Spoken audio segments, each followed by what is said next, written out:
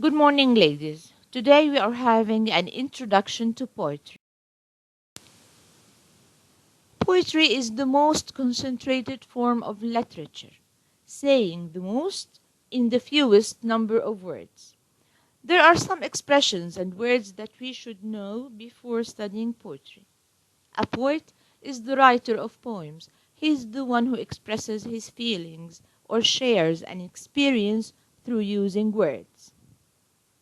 A poem is the piece of writing a poet writes in verses.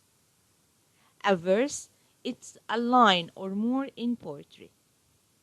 A stanza, a group of lines forming a unit. So each group of verses is called a stanza.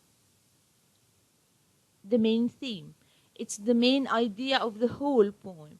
What is the message that the poet wants to share with us? Paraphrase, to explain what is meant in each stanza. The rhyme scheme, a regular pattern of rhyming letters at the end of the verse in a poem forming figures of speech or figurative language. It's the way of describing an ordinary thing in an unordinary way, as if we are giving the speech a figure. The first figure of speech is called simile. It's the comparison of two different things with using as or like or such. So we are comparing two different things using as or like or such. Examples: my brother is such a funny clown. Comparing my brother to a funny clown using such. My horse is black like the night. Comparing my black horse to the night, to the black night, using like. My dog is as smelly as dirty socks. Comparing the dog's smell to dirty socks smell, using. The second one is metaphor, comparing two different things also, but without using as or like or such. Examples: Jane is a rose. Comparing Jane to a rose without using as or like or such. Danny is a ghost. Comparing Danny to a ghost without using as or like or such.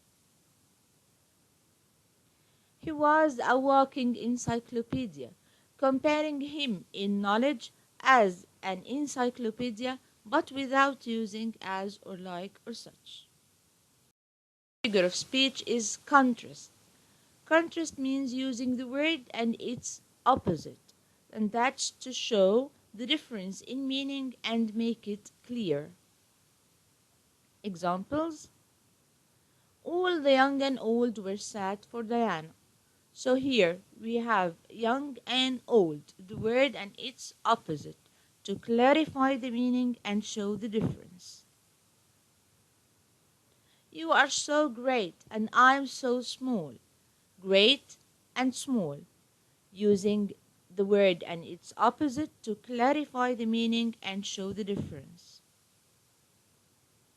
Big, little, contrast, to use the word and its opposite. Alliteration.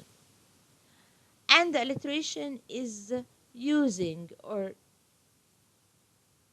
repeating the same sound at the beginning of two or more words close to each other to give internal music. Examples: great, wide, beautiful, wonderful world. So we have here the repetition of the sound w in one verse to give internal music. So sweet and sleepy are the stars.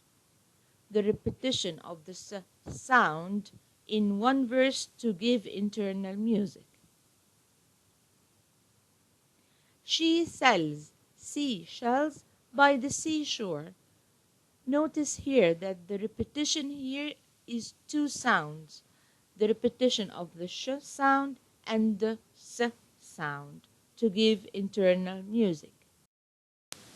The fifth one is personification. Comes from the word person, to give things or animals the characters of people, to personify things or animals as if they are people.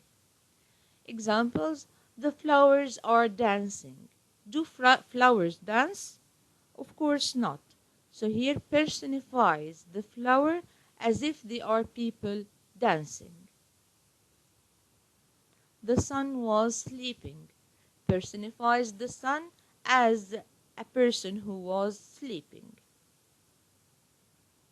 The flame of the candle danced in the dark. Personification personifies the flame of the candle as if it's a person dancing. Let's have some practice. Mention and explain the following figures of speech. Number 1. The wind was angry. Does the wind get angry? Of course not. So this is a personification. The poet personifies the wind as a human who gets angry. Number 2. My father is as brave as a lion. Comparing, excellent.